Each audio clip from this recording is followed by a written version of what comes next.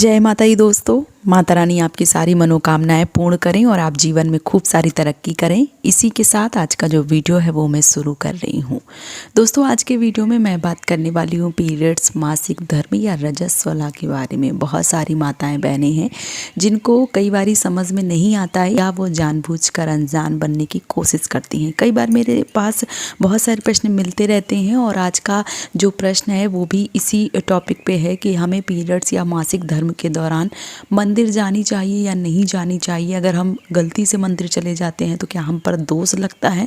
और पहले की अपेक्षा अभी जो ज़माना है वो बहुत ज़्यादा बदल गया है, कई लोगों का ऐसा भी कहना है। तो क्या हम ऐसे में मंदिर जा सकते हैं कि नहीं जा सकते हैं? तो देखिए, कई बार बहुत सारी बहनें होती हैं जो अपने अपने मत देती रहती हैं कि कई लोगों को लगता है मंदिर जाना चाहिए, कई लोगों को लगता है मंदिर नहीं जाना चाहिए। मैं आज के वीडियो में आपको पूरी तरीके से संतुष्ट करने की कोशिश करूंगी। देखिए, जो रजस वाला धर्म है या जो मासिक धर्म है, जो पीरियड्स है, वो एकदम से प्राकृतिक है, नेचुरल है, वो आनी ही आनी है और हम उसको चाहे जानबूझकर या अनजाने में इग्नोर नहीं कर सकते हैं। ये बात बिल्कुल सत्य है। अगर बात की जाए कि मंदिर, पूजा या कहीं भी आने जाने के बारे में ये मनाही है कि नहीं है, तो देखिए, अगर पुराने ज़माने की बात की जाए तो पुराने ज़माने में क्या होता था कि बहुत सारी चीज़ें ऐसी थीं जो बिल्कुल दूर हटा दिया जाता था। जैसे कि रसोई घर से दूर हटा दिया गया, घर से कहीं एक ऐसी जगह होती थी जहाँ पे इस दौरान, मतलब मासिक धर्म के दौरान, बहुत सारी माताएं बहनें हैं जो उसी कोठरी में रहती थीं जब तक वो पूर्णतया शुद्ध ना हो जाए, अच्छे से साफ़ सफाई ना हो जाए, तब तक वो घर जो है वो घर में नहीं आती थी। या यूँ कहूँ कि बहुत सारी ऐसी बहनें जो अपने पति से दूर रहती थी पीरियड्स के दौरान, उनको नहीं छुआ जाता था। कहीं ना कहीं उनके मन में ये चीज़ डाली जाती थी कि अगर ऐसे अवस्था में वो पति को छूती हैं तो पति की आयु कम होती है, और अगर घर में रहती हैं, घर में खाना जो है वो बनाती हैं, तो जो पुरुष भाई हैं वो खाना खाते हैं तो उनकी भी उम्र कम हो जाती है। बहुत सारे मतभेद हैं, जिस तरीके से अगर मैं बताऊं कि जितने मुंह उतनी ही बातें, कई तरह के लोग जो है वो बातें करके डरा देते थे, तो बहुत सारी माताएं बहनें जो हैं वो डर जाती थी। और एक तरीके से अगर यहाँ पे मैं अपना मत रखूं तो कुछ ऐसा भी था कि इसी दौरान 3 दिन का 5 दिन का जो रेस्ट है, जो आराम है, वो मिल जाता था माताओं बहनों का। तो मुझे लगता है कि ये कुछ गलत नहीं है अगर इसी बहाने काम से छुट्टी मिल जाती है तो, क्योंकि पहले काम भी बहुत ज़्यादा होते थे, पहले इतनी साफ़ सफाई भी नहीं थी कि जैसे आज के ज़माने में आप देख रहे हैं मेंस्ट्रुअल कप वगैरह, जो टैम्पॉन वगैरह हैं, या जो आप देखिए पैड्स वगैरह हैं या पैंटी वगैरह हैं, बहुत सारे ऐसी सुविधाएँ हो गई हैं कि अभी बहुत सारी बहनें हैं जिनको पता ही नहीं चलता है कि हम कुछ ऐसे, मान लीजिए कि अवस्था से गुजर रहे हैं। और साफ़ सफाई भी इतनी हो गई है कि जो मान लीजिए कि एक तरीके से कीटाणु विषाणु है वो भी दूर दूर तक कहीं नहीं भटकते हैं, क्योंकि इतनी साफ़ सफाई हो गई है। पहले के ज़माने में ना इतना साबुन हुआ करता था, ना इतनी सुविधाएं होती थी। जो पुरानी बहनें हैं, मान लीजिए जो माताएं बहनें हैं, उनसे एक बार बात करिए तो पहले क्या होता था कि बहुत सारी ऐसी माताएं बहनें जिनके पास कपड़े इत्यादि की व्यवस्था नहीं होती थी, तो बहुत सारी बहनें जो आग जलाई जाती है उसमें राख में भी बैठा करती थी। क्योंकि मैं कई बारी बहुत इस टॉपिक पे बहुत सारी बातें जो है वो कर चुकी हूँ और बहुत बार मैंने जानने की कोशिश करी है कि पहले जो है वो क्या होता था उस अवस्था में। और बहुत सारे लोग पुराने कपड़े जो है वो यूज़ करते थे, तो उनसे क्या होता था, टिटनेस वगैरह जो है वो बन जाता, तो बहुत सारी माताएं बहनें ऐसे ही अपनी जान जो है वो गंवा देती थी।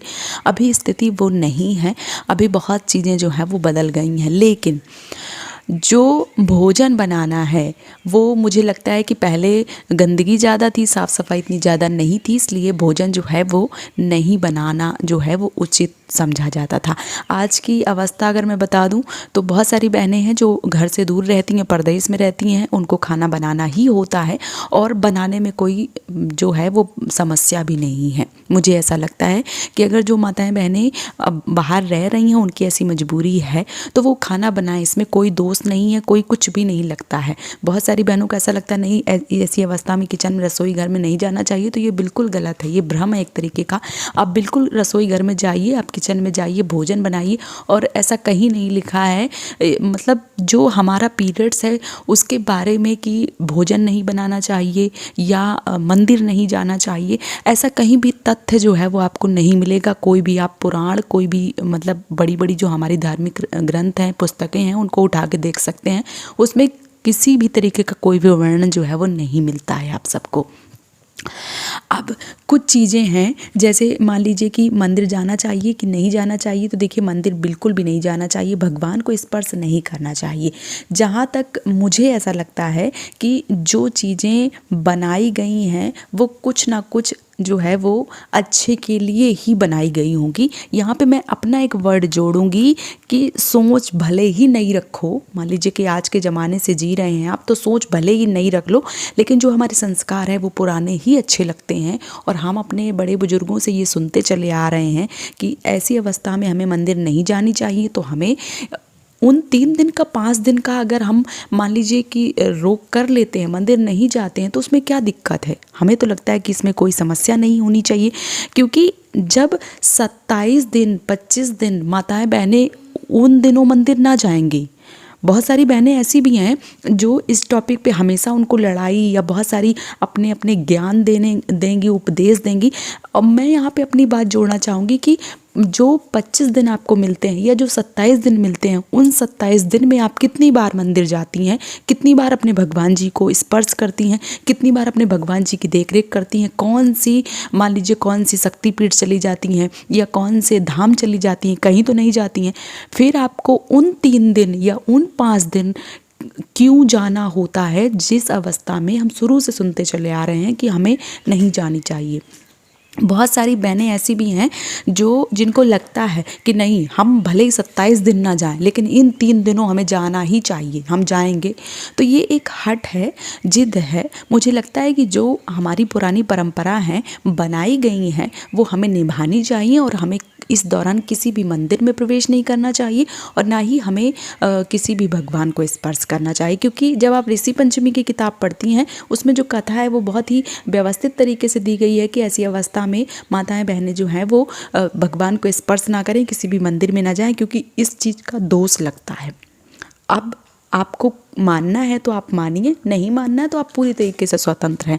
क्योंकि भगवान की जो लाठी होती है उसमें मार नहीं होती है।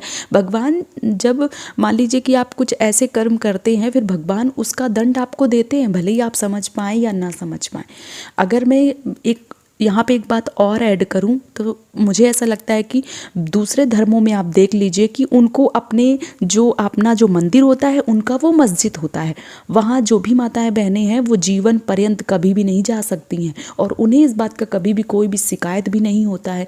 तो आप लोग इस चीज़ का समर्थन क्यों नहीं करती हैं कि हमारे जो पुरानी चीज़ें बनाई गई हैं वो कुछ अच्छे के लिए ही बनाई गई हैं और हमें इस दौरान भगवान को स्पर्श नहीं करनी चाहिए और ना ही छूनी चाहिए और ना ही किसी मंदिर में प्रवेश करना चाहिए।